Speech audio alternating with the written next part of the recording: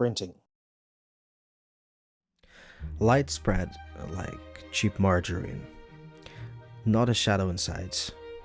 A mallard performing personal hygiene like it's a televised event. Somewhere nearby, a little egret, built like an angry coat hanger. She javelins the bog with the focus of a tax inspector. When stabbing fails, she tries percussion, footwork like a flamenco dancer. But then, a change in the cast.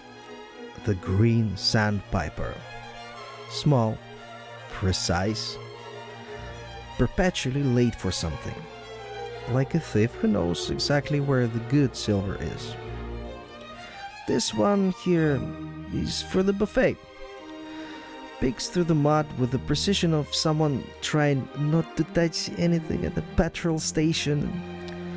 Eats what most wouldn't even dignify with a name, like larvae, water beetles, snail eggs, occasionally even pondweed, but only when the life is going badly.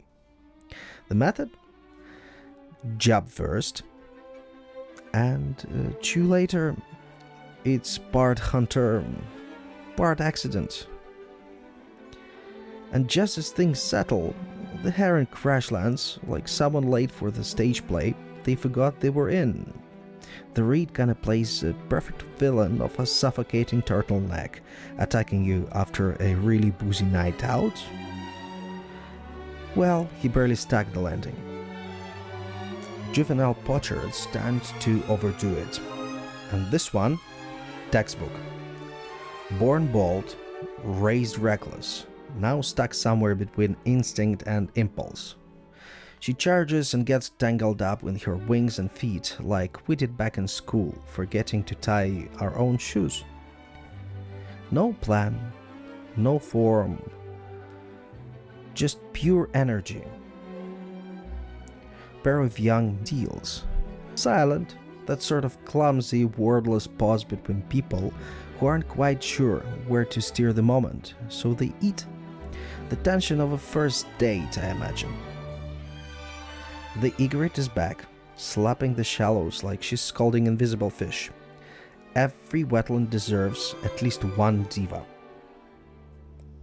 And the heron, smoothing feathers like someone's tidying up their desk before quitting. It's all part of the act. And the crow flies straight through the scene like it's late for something far more important, just like we turn back to our lives. Hey, thank you for watching my short documentary, or if you can call it that. I wanted to put a goalpost for myself, and I wanted to make something interesting because I love taking pictures, I love wildlife, and I'm really interested in seeing where it's gonna go. But one of the things that I noticed is bringing myself into the picture, into the story, into the narrative.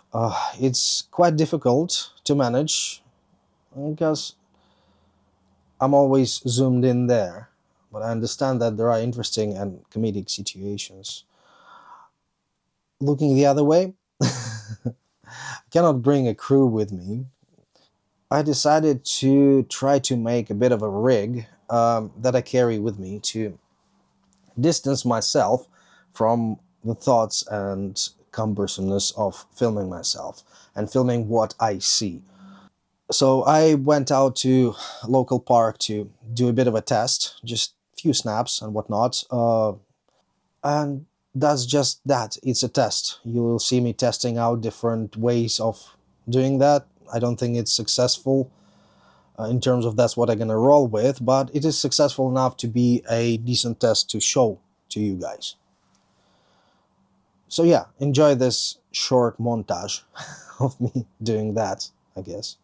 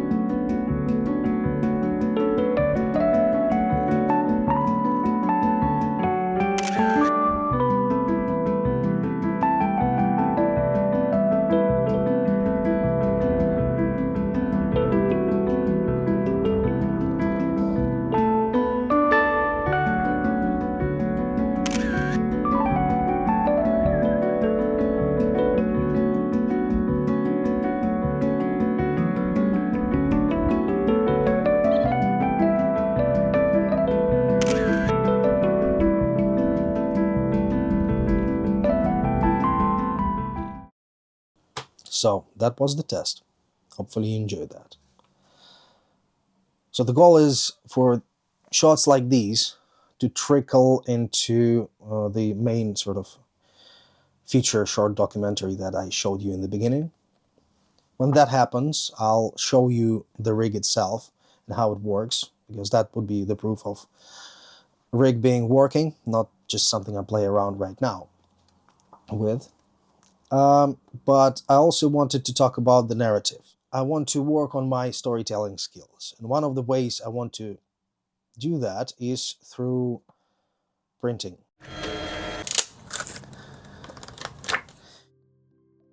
So this is what we're dealing this month with. 3 prints, one in A1 and 2 A2 sizes, and one of them needs to be vertical. So let's have a look at first few. So we have a bit of an aerial combat with the sparrowhawk and a crow. I love it. Honestly, it was a very exciting thing to shoot. In A1 print, we're gonna be having problems with it looking a bit weird and flat. That's the only composition I'm kind of seeing. And this is a bit too small. It doesn't really play nice. So we've got the black and white shot. We've got Heron sort of chasing up through a bit of a creek. This one is Heron fighting off seagulls. We have cormorants with the heron sort of looking at each other. And, well, heron in flight. This cormorant this shot has enough narrative in itself. It doesn't need supporting shots. And if we're gonna replace this one with, well, that's the only one I have, really. That's a bit odd. Yeah, not a fan. Let's just have a look at this. So, this is egret. We only have one vertical. That's a bit of a... Well, let's see how it works out. I really like this shot. It's really sharp, so the subject really pops. This one has a bit of water droplets in there, but this one, it's a classic. Wings widespread right at the tip. And kind of...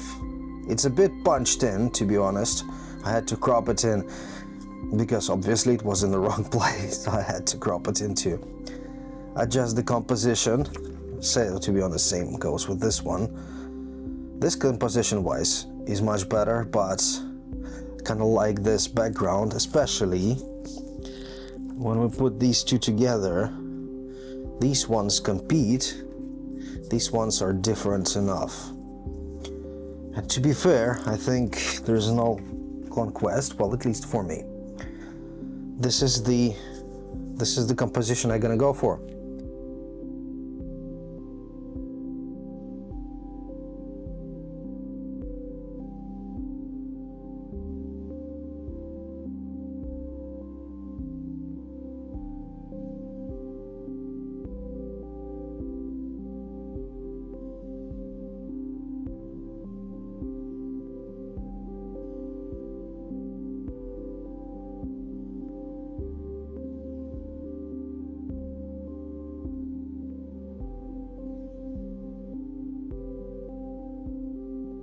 Thank you for watching this far. I hope you enjoyed it. Please do subscribe and comment if you have any questions, and also follow me on Instagram at featherframe.co.uk, as well as check out my website featherframe.co.uk.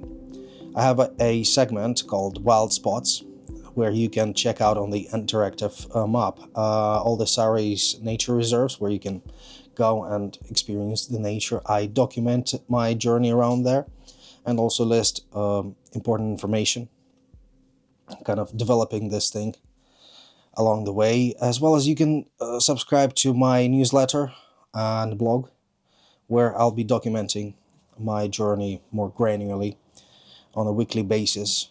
Hopefully to see you again. And again, thank you so much. Bye.